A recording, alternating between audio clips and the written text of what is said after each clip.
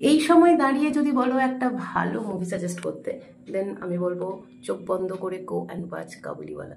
Seriously repent করছি যে আমি কেন এই সিনেমাটা হলে গিয়ে দেখিনি।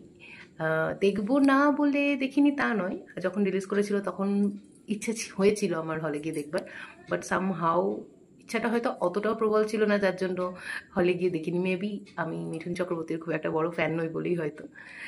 আমার খুব লিমিটেড সিনেমাই ভালো লাগে, মানে মিঠুন চক্রবর্তীর অভিনীত খুব গোনাগুন্তি কয়েকটা সিনেমাই আমার খুব ভালো লেগেছে।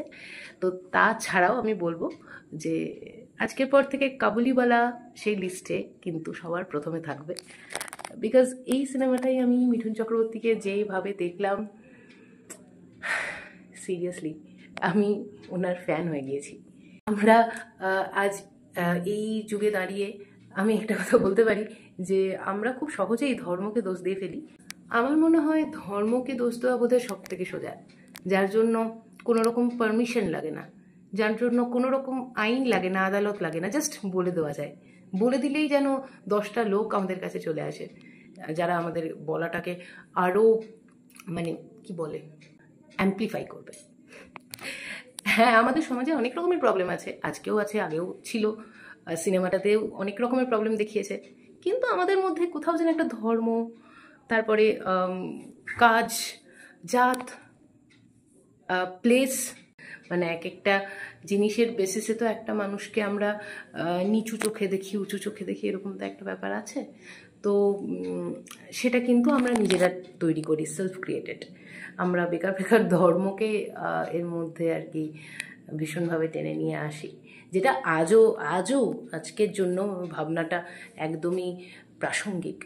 তো রবীন্দ্রনাথ কিন্তু অনেক দিন আগেই কাবুলিওয়ালার মাধ্যমে এই একটা মেসেজ আমাদের সমাজকে দিয়ে গেছিল। আমি এই মুহূর্তে দেখা কমপ্লিট করলাম, I am feeling so emotional.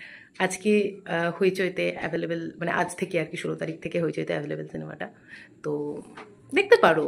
আমার মনে হয় যারা একটু ইমোশনাল তাদের বেশ ভালো লাগবে, আর যারা ইমোশনাল সেরকম নও বাট সিনেমা দেখতে পছন্দ করো বা একটু অন্যরকম গল্প পছন্দ করো, তাদেরও ভালো লাগবে। কাবুলিওয়ালার যে স্টোরিটা, সেটা ইটসেলফ একটা বিরাট বড় অ্যাডভান্টেজ সিনেমাটার জন্য, সিনেমাটা ভালো হওয়ার জন্য। তাছাড়াও স্টোরি ভালো হলেই সবসময় যে সিনেমা ভালো হবে সেটা তো নয়। মিনি যে আর কি, বাচ্চা মিনি যে রোল করেছিল, আমি তার নাম ঠিক জানি না, আমার তার অভিনয় খুব সুন্দর লেগেছে। খুব মনে হয়েছে যে মানে মানে সে অভিনয় করছে না, সে সত্যি সত্যি মিনি। আর মিঠুন চক্রবর্তীকে নিয়ে তো আমি কিছু বলবোই না, অলরেডি অনেক কিছু বলে ফেলেছি। আমার মানে সত্যি মানে উনি যে এই লেভেলের অ্যাক্টিং করতে পারেন, সেটা আমি এত বছর পরে, মানে ওনার এত এত সিনেমা দেখবার পরে এত দিনে রিয়েলাইজ করলাম। এক একজন এক এক জিনিস দেখতে রিয়েলাইজ করে, তো আমি এটা দেখতে রিয়েলাইজ করেছি। আর আবির তো অলওয়েজ খুবই ভালো, ডায়লগ খুব সুন্দর ডেলিভারি করেছে। আর সোহিনীকে নিয়ে তো কিছু বলাই নেই, মানে কাকে নিয়ে বলবো না, আমি সেটাই ভাবছি। একবার দেখো না, একবার আমার মনে হয় সিনেমাটা দেখলে, কি গরম বাবা, ঘেমেও যাচ্ছি। একবার সিনেমাটা দেখলে হয়তো ভালো লাগবে। ওকে, চলো টাটা।